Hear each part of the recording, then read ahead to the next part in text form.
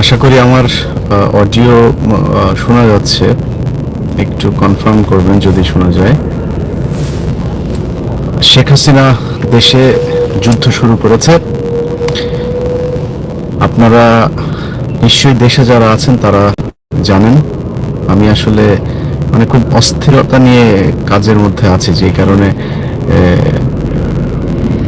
পারছি না সবগুলো আপডেট জানাতে। এরই মধ্যে খুলনাতে বিশ্ববিদ্যালয়ে আপনার সেখানে ছাত্রদের সাথে ব্যাপক সংঘর্ষ পুরো খুলনাতেই দেখলাম।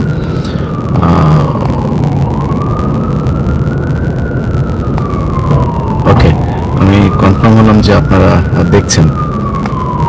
পুরো খুলনাতেই আপনার রণক্ষেত্রে পরিণত হয়েছে। উত্তরের অবস্থাও শুনলাম খুবই ভয়াবহ। তো আপনাদের কাছে আমার অনুরোধ থাকবে, সারা দেশের মানুষ আপনারা যে যার জায়গা থেকে যেভাবে সম্ভব যার যার জায়গা থেকে শেষে এই শত্রুর বিরুদ্ধে দাঁড়ান। আমাদের সন্তানেরা, আমাদের ছোট ভাই বোনরা আজকে রাস্তায় নেমে এসেছে এবং আমাদের এই জাতির বিবেকের যেই চোখ সেটা তারা খুলে দিয়েছে। অতএব এই অসভ্য নির্মম হত্যাকারী খুনি শেখ হাসিনাকে যেতে হবে। সেটা যাওয়ার জন্য যা যা প্রয়োজন, যার জায়গা থেকে যা প্রয়োজন সর্বোচ্চ করতে হবে। এখন কোনো ভয় ভীতি কোনো কিছুতে ভয় পেলে চলবে না।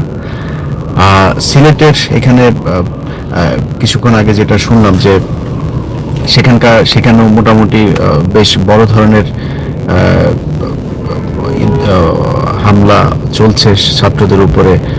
পুলিশ কিছুক্ষণ আগে খুলনাতে আপনার ট্যাঙ্ক যাবারও খবর এসেছে। তো যেটাই করুক, দেখুন গতকালকে মানে আপনাদের বাংলাদেশের আজকে প্রথম আপনার হচ্ছে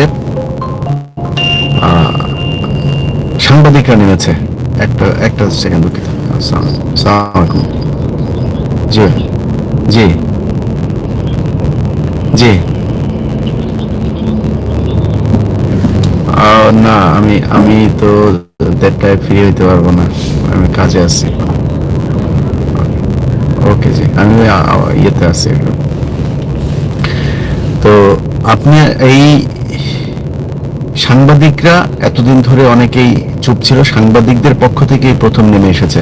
দেখেন, একটা জিনিস পরিষ্কার যে বাংলাদেশে এতদিন ধরে আমাদের কাছে যেটা মনে হয়েছে সবাই বোধহয় শেখ হাসিনা টাকা পয়সা দিয়ে কিনে ফেলেছে, এটা সত্য না।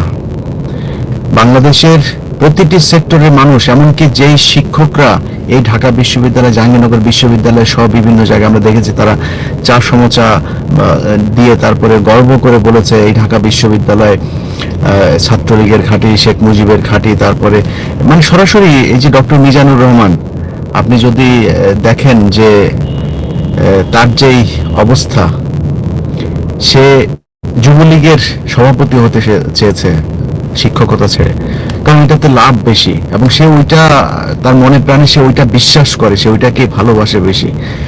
এই ধরনের শিক্ষককে দেখে দেখে আমরা হতাশ হয়ে গিয়েছিলাম যে এই জাতি বোধহয় শেষ। কিন্তু আজকে আমরা প্রতিটি সেক্টরে দেখছি যে সবাই বুকে কষ্ট নিয়ে, যন্ত্রণা নিয়ে, ক্ষোভ নিয়ে এতদিন অপেক্ষা করেছে এমন